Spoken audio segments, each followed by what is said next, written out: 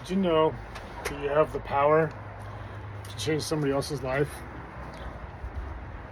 Not in the sense that you could just speak over their life and their life would be different, but more in the sense that you have a story, you have a testimony that you can share with other people, and it becomes an opportunity to speak life into somebody else that might be going through the same struggles you've been going through. So myself, I've been through 18 plus years of addiction, almost a decade of incarceration.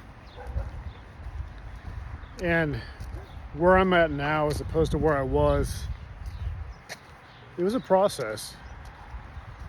Had to come to terms with a lot of different things in life, and took a lot of bumps on the head to get there, that's for sure. But the beauty of it, though, is I've been able to get through some things that now I can turn around and share with you. I can kind of give you a map, if you will, to go by to attain things better in your life if you've been through the similar things I've been through. And I always say that, we all struggle.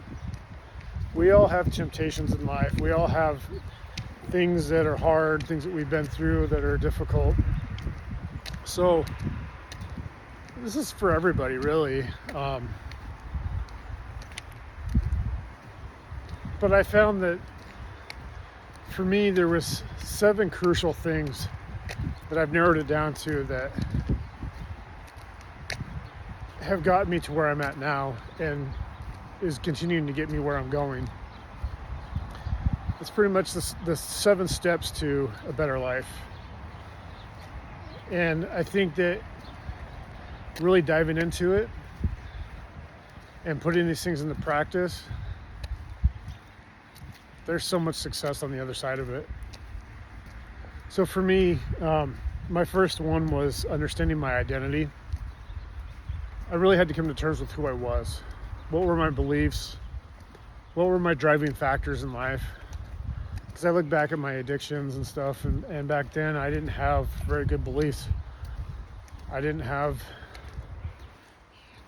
a really good outlook on life at all. I determined who I was based upon my circumstances, based upon the pain that I've been through, always blaming everybody else for my issues. And so there was a lot to undo there.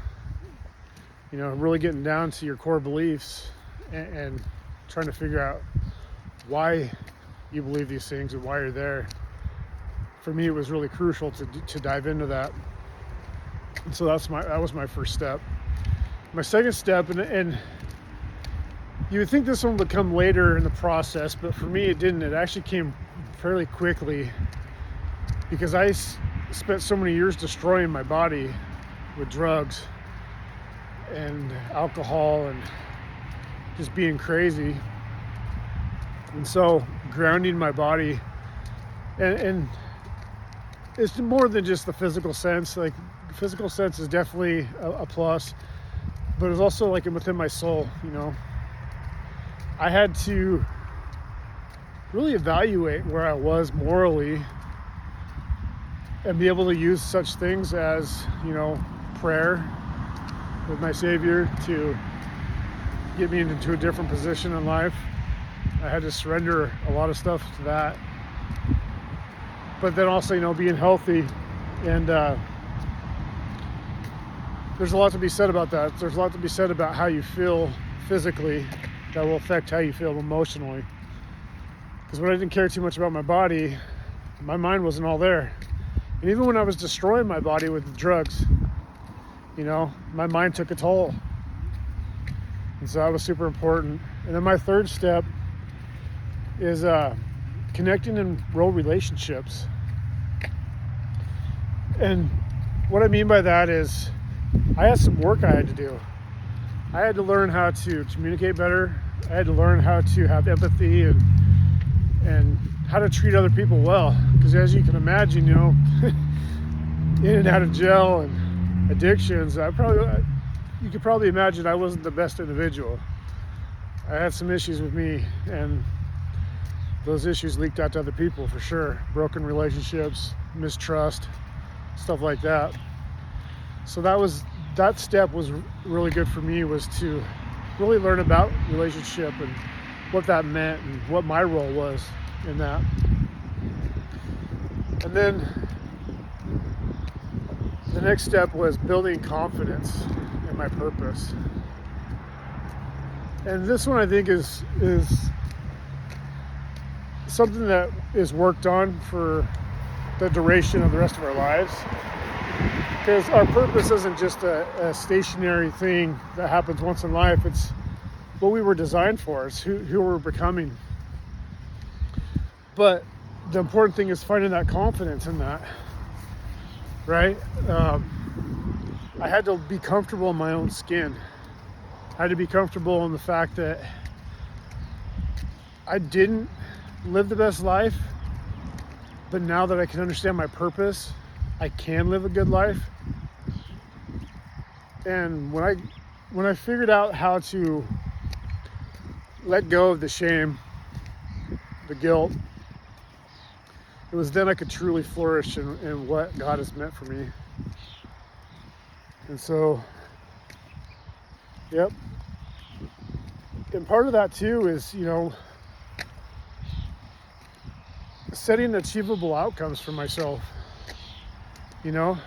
Having that future me in sight of who I'm going to be, and know that I can do it regardless of what anybody else thinks.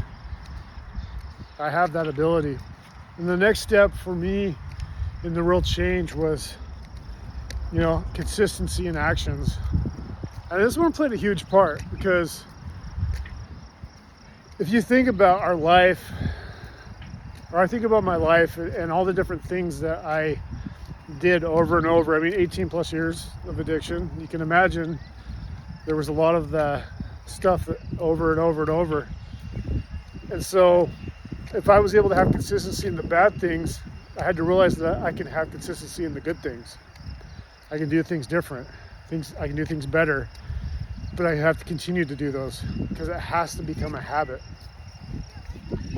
So that was my next step. And then the step after that was kind of understanding how to overcome struggles. Kind of getting to the root cause of why. This one, I went pretty deep in it. I'm in recovery, and through that, the 12 steps, faith-based recovery 12 steps, they really teach you a lot about, the pain and the hurt and the things you've gone through and what you've done and how to deal with that. So that's an important part of it. That's an important part, but I don't think it stops there. And I don't know. I feel like a lot of people go through the process of that, and then it just they get to a comfortable spot to where they feel better, and then they stop. So for me, I didn't want to stop. When I came to the terms with that I was a better person, then I realized I could become even a better person than that. And I keep going and going and going. The sky's the limit with it, really, truthfully. And then the 7th step, and this one is one that I am on continually. Kind of just talked about it, becoming better. And that's sustaining long-term wellness. Like putting things into action and understanding that I can keep going. I can keep achieving things. I don't have to stop, like I was talking about. That I can actually, set dreams, and they can be big ones, and I can go for them. I came to this realization recently that there is no limit if you put your mind to it. You can do just about anything you want, really. And just having that ability to help other people understand that, and giving them a roadmap to say, hey, here's how you can do it. Here's 7 steps that'll get you on the right track. and it'll take you where you it'll take you where you want to go. You just got to be able to do it and implement it. So that's what I'm doing. I'm implementing it, but I'm sharing this with everybody else because I want other people to be able to achieve those things too. And having that, sustaining that long-term wellness, it's creating vision. It's, setting goals. I don't like outcomes. I don't like the word outcomes, but I like the word goals. Or, sorry, I said that backwards. I don't like the word goals. I like the word outcomes.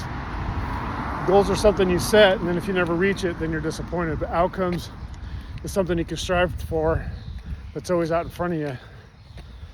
So I don't know if that makes sense to you, but it makes sense to me. But it's just continuous personal growth. I think that's the main point of it. We can always continue to grow. As long as we're able to learn, we're able to grow.